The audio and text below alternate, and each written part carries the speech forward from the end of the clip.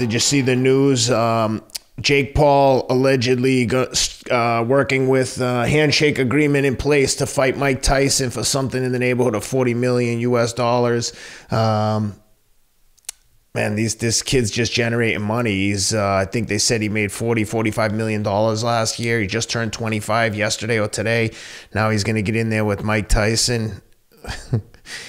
The show continues. Next stop on the tour, Mike Tyson. What do you think? I wouldn't. Yeah, this is what I think, Ken.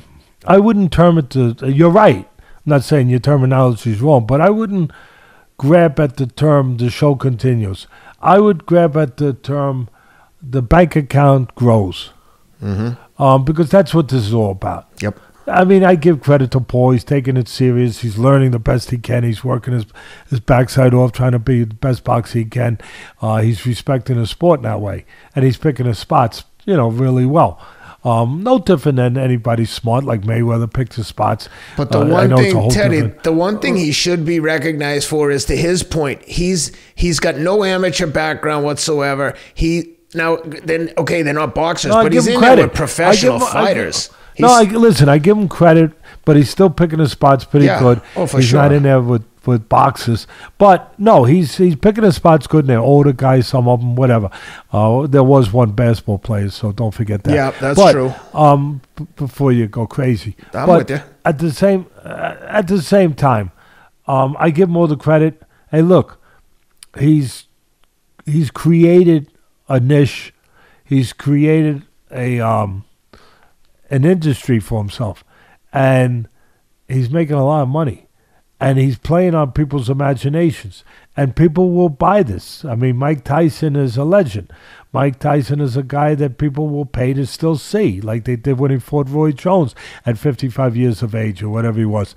There's a mystique over the years that was developed about Tyson. The same way people are still gonna, to the end of time, are going to stop and look at a car accident. People are going to stop and they want to see what Tyson's doing. I mean, he has that mystique.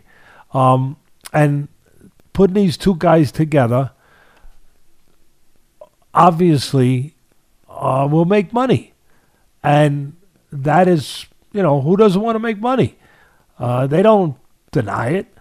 Tyson's pretty honest about things. He really is. He's a guy, you could say he's wacky, he's crazy, he's this and that, whatever. But he's not that crazy. He's crazy like a fox sometimes. And he's pretty damn direct and forward about things. He said, I remember one time at a press conference, he said, I don't have friends. And meanwhile, he had all the people around him. I was glad. I was saying, good for you. Good for you. You embarrass these freaking people who howl for their meals.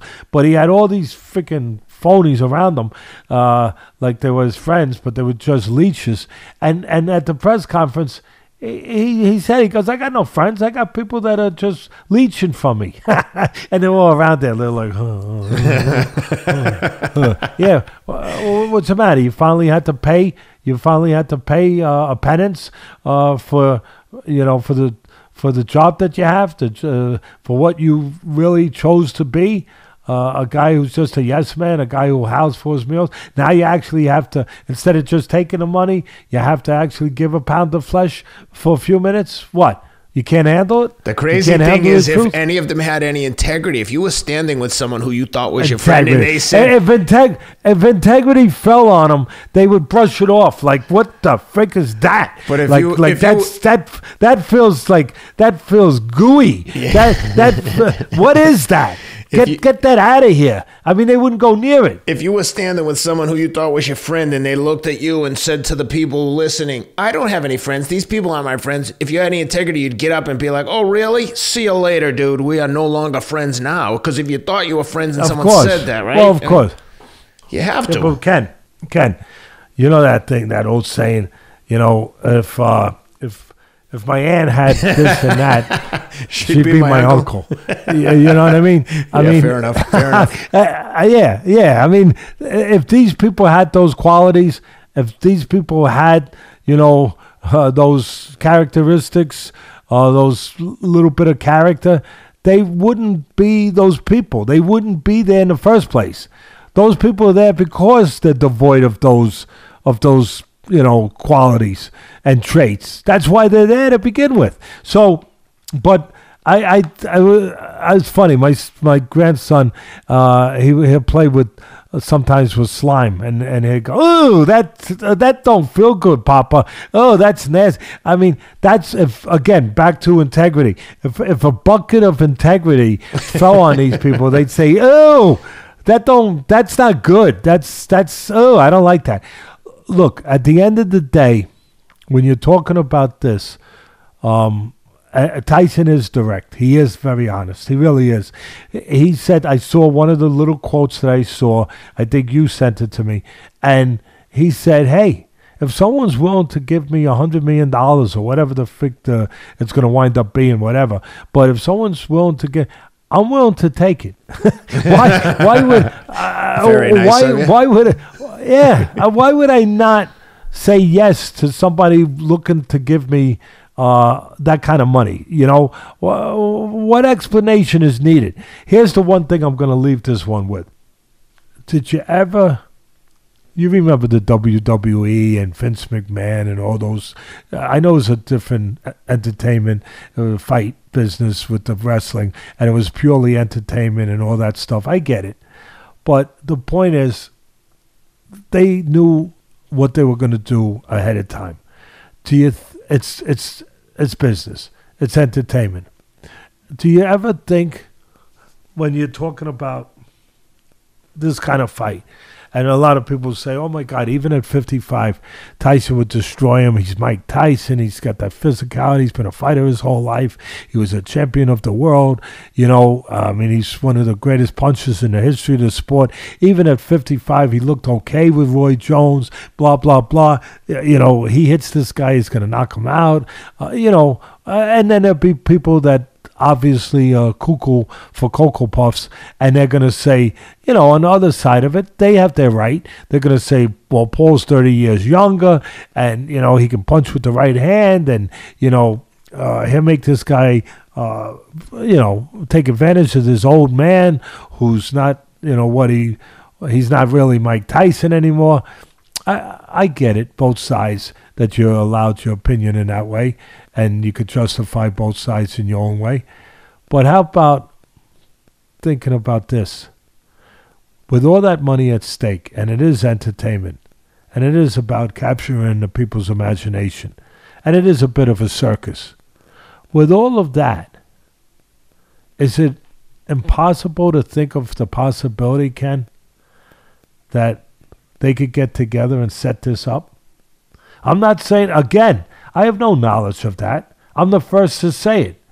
I'll always be honest. I'm the first to explain it again.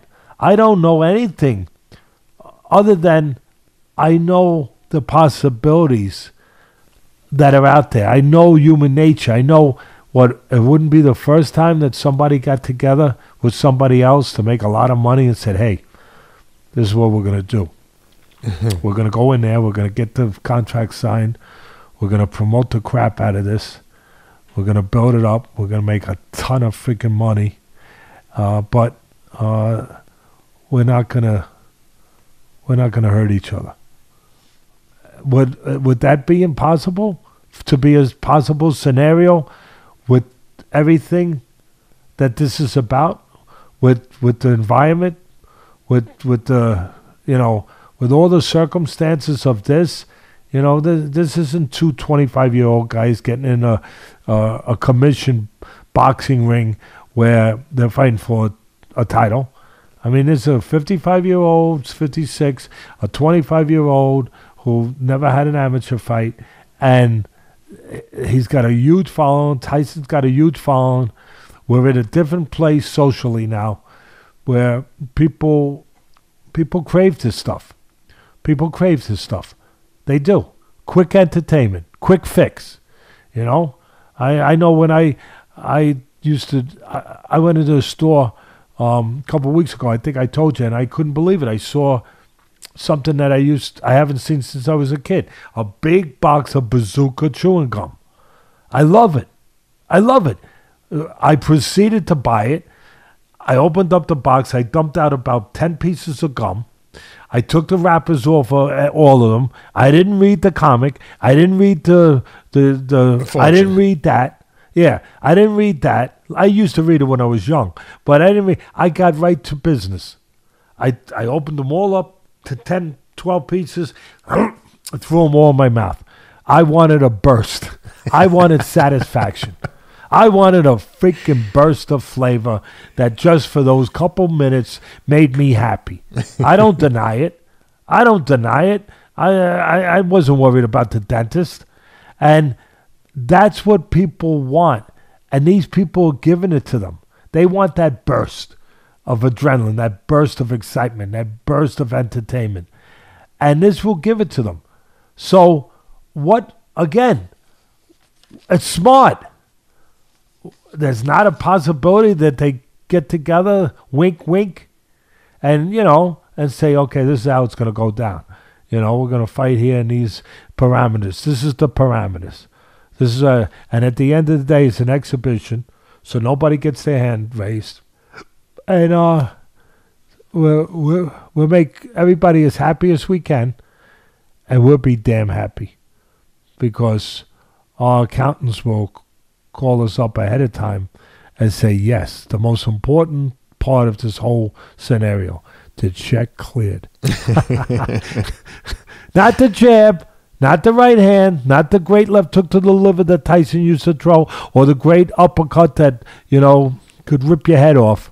The check cleared, brother. Okay. All right, thank you. Now, again, I'll finish it by saying that I don't know any information to tell me that this is a scenario or has been talked about by anybody. I'm just saying you'd have to be brain dead not to think with this kind of money on a line and with these guys in the positions they are in their life now, right? That couldn't be a possibility. Please.